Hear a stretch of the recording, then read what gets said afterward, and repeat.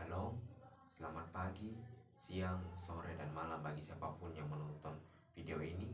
Perkenalkan, nama saya Abdi Rui Kristianto Hau, dan kali ini saya akan membawa renungan firman Tuhan yang terambil dari Lukas pasal 10 ayatnya yang ke-25 sampai ayatnya yang ke-37.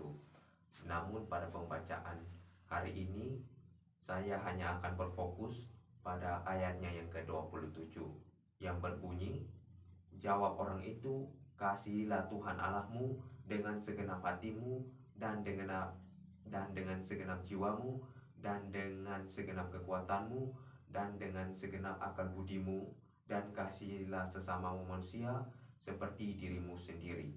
Demikianlah firman Tuhan. Pernahkah saudara-saudari sekalian mendengar tentang yang namanya hukum tabur tuai? Hukum tentang apa yang kau tabur, itu yang kau tuai.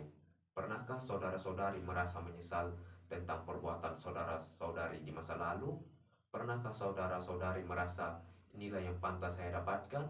Pernahkah saudara-saudari merasa ingin merubah jalan hidup saudara-saudari agar bisa mendapat hasil yang berbeda? Tenang, saudara-saudari tidak sendiri. Hal itu juga yang dirasakan oleh seseorang yang bernama Bernard. Alkisah, pada zaman dahulu, Bernard merupakan seorang pria berbadan raksasa yang tinggal di sebuah kampung terpencil. Sepanjang hidupnya, dia sering berbuat jahat dan menindas para penduduk kampung. Karena tubuhnya yang besar, tak ada seorang pun yang berani melawannya. Hingga pada suatu hari, dia terkena sebuah penyakit yang membuat dia hanya bisa beraktivitas di rumahnya saja. Ketika dia sakit, tidak ada satupun warga kampung yang ingin merawat atau menjenguknya. Dia terpaksa harus merawat dirinya sendiri sambil berjuang melawan rasa sakitnya. Hingga pada akhirnya dia terpeleset di ruang tamu milik rumahnya, dan menjelang akhir hayatnya dia berusaha untuk meminta tolong, namun tidak ada yang datang untuk menolongnya, dan berakhir dia mati di lantai ruang tamu rumahnya. Bau busuk dari mayatnya membuat para warga kampung datang dan menemukan kalau Bernard sudah tidak bernyawa. Dia kemudian dikuburkan di sebuah kuburan tanpa batu nisan. Kematiannya bukannya diisi dengan rasa duka, tapi dengan rasa sukacita karena sang penindas akhirnya tidak ada lagi di dunia ini. Peristiwa yang dialami oleh Bernard seringkali terjadi di dunia nyata. Kita pasti pernah membuat keputusan yang sering kita sesali di kemudian hari. Contohnya, andai saja saya lebih banyak menghabiskan waktu bersama nenek sebelum nenek meninggal, atau andai saja saya lebih rajin belajar sebelum ujian, pasti nilai saya bagus.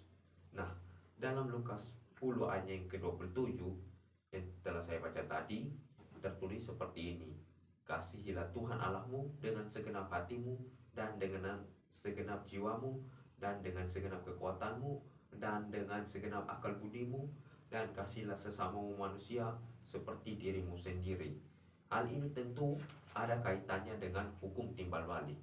Apabila kita berbuat jahat, tentu orang lain tidak akan suka dengan kita, bahkan akan menindas, bahkan akan membalas dengan sama jahatnya. Sementara jika kita berbuat baik, maka orang lain juga akan bersikap baik atau bahkan akan membalas budi kepada kita. Jika kita ingin dihormati oleh orang lain, maka hormatilah orang lain juga.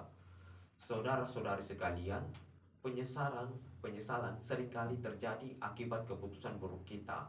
Apabila kita memutuskan untuk melakukan sesuatu dengan hanya memikirkan ego dan tidak berpikir panjang, tentu kita akan menerima sesuatu yang bersifat buruk bagi kita. Entah itu hasil kerja atau nilai yang buruk, kehilangan waktu dengan orang tersayang, atau terjebak dalam situasi di mana kita menerima hukuman atas norma sosial. Hal ini tentu berujung pada satu hal, yaitu penyesalan. Hal ini tentu saja sebanding dengan keputusan buruk yang telah kita buat. Oleh karena itu, saudara-saudari sekalian, marilah kita hidup dengan saling menghormati antara satu sama lain. Apabila kita ingin dihormati dan diperlakukan dengan baik, maka hormatilah orang lain dan berkelakuanlah dengan baik juga. Kasihilah orang lain sama seperti kita mengasihi diri kita sendiri. hargailah orang lain sama seperti kita menghargai orang lain.